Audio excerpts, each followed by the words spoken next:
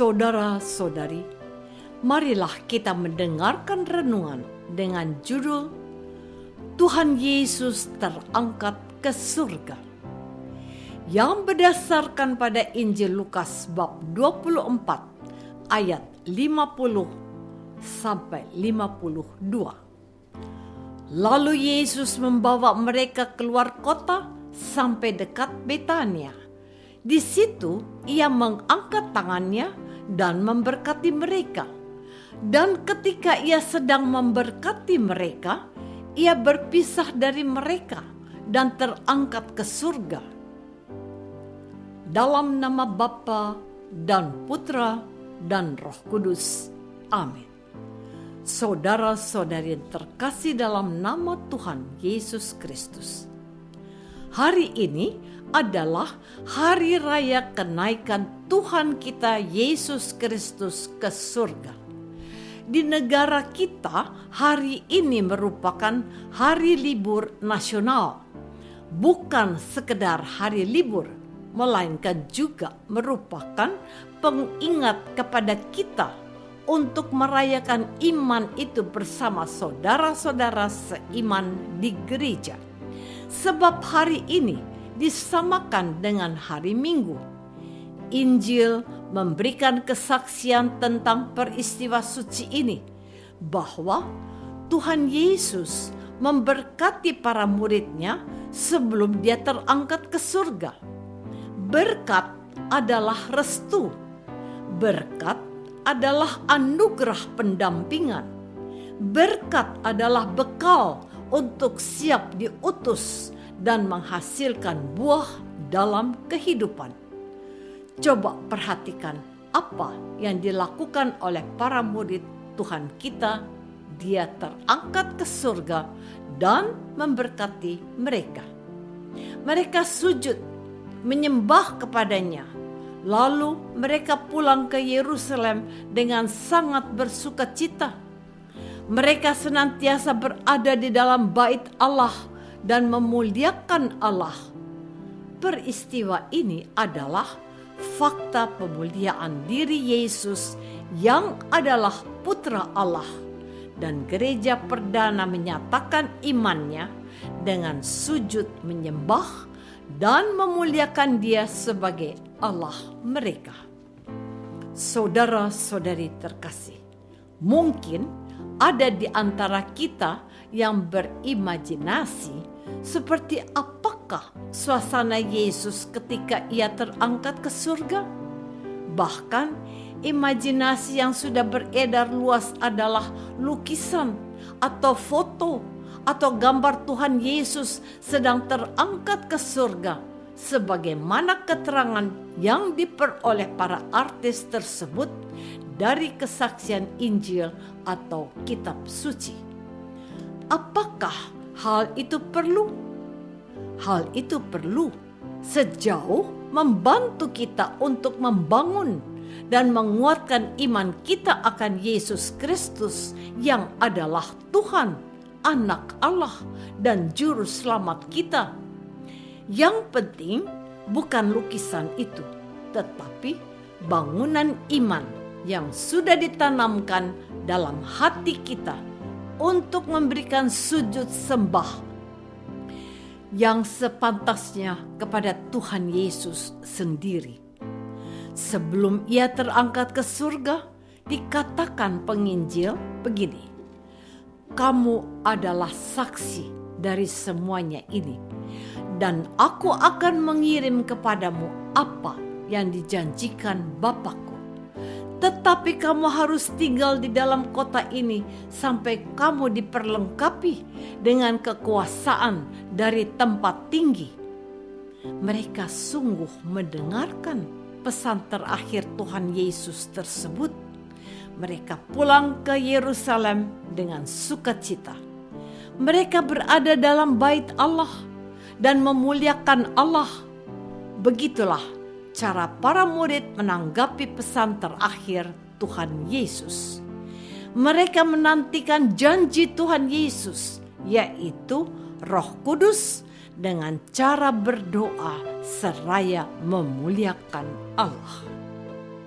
Saudara-saudari terkasih, ada kebiasaan dalam gereja Katolik dan dimohonkan pada semua umat beriman untuk berdoa, memohon kedatangan Allah Roh Kudus selama 9 hari ke depan hingga tepat Hari Raya Pentakosta. Umumnya, gereja mengajak umat untuk mendoakan novena Roh Kudus. Teks novena dapat kita jumpai dalam buku-buku doa yang sudah disediakan, atau bisa dilihat dari madah bakti atau puji syukur. Bahkan di gereja-gereja paroki tertentu, imam mengajak umat untuk merayakan misa harian diikuti dengan devosi novena Roh Kudus. Karena keterbatasan umat, maka dianjurkan untuk mendoakannya bersama-sama dalam keluarga sebagai gereja terkecil atau yang sering disebut eklesiala. Apabila hal itu sukar dilakukan, baiklah mencari waktu pribadi tersendiri untuk dapat mendoakan novena Roh Kudus tersebut, agar jiwa kita terbuka untuk karunia-karunia Roh Kudus yang dijanjikan oleh Tuhan Yesus sendiri. Tuhan Yesus hari ini diperingati sebagai anak Allah yang sudah bangkit dari mati dan pulang kepada Bapaknya dengan cara diangkat ke surga. Ia meninggalkan dunia ini. Para rasul adalah saksi peristiwa suci tersebut. Mereka mewartakan hal itu, dan secara khusus penginjil suci memberikan kesaksian tertulis yang akhirnya sampai kepada kita, dan itu telah diajarkan oleh Gereja Katolik sebagai kebenaran. Saudara-saudari terkasih, Hari Raya kenaikan Tuhan kita Yesus Kristus ke surga dirayakan pada hari ke-40 setelah Hari Raya Paskah. Hari ini selalu jatuh pada hari Kamis. Hal yang menarik untuk menjadi perhatian kita hari ini, bahwa Tuhan Yesus telah memberikan penglihatan kepada murid-Nya jalan menuju ke surga, menuju ke rumah Bapa. Para murid sedang mewartakan kepada kita akan surga yang dijanjikan oleh Tuhan Yesus sendiri kepada murid-Nya. Ia berfirman kepada mereka dan kepada kita, "Di rumah Bapakku banyak tempat tinggal. Jika tidak demikian, tentu aku mengatakannya kepadamu. Sebab aku pergi ke situ untuk menyediakan tempat bagimu. Dan apabila aku telah pergi ke situ dan telah menyediakan tempat bagimu, aku akan datang kembali dan membawa kamu ke tempatku, supaya di tempat di mana aku berada, kamu pun berada." Yohanes bab 14 ayat 2 dan 3. Jadi, Tuhan telah memberikan sebuah kepastian kepada para murid-Nya untuk teguh percaya kepadanya, sekalipun ia pergi kepada Bapaknya. Roh Kudus yang dijanjikan kepada mereka bukan saja menyatakan kebenaran, tetapi akan menolong mereka menjadi murid-murid Tuhan yang setia, yang taat, dan tidak lagi digentarkan oleh dunia yang membenci mereka. Sebab mereka juga harus ingat bahwa sebelum dunia membenci kamu, dunia sudah membenci aku. Kita diingatkan agar percaya bahwa Tuhan yang kita imani itu adalah Tuhan yang menghendaki kita berada bersamanya selalu di dalam surga Bapaknya.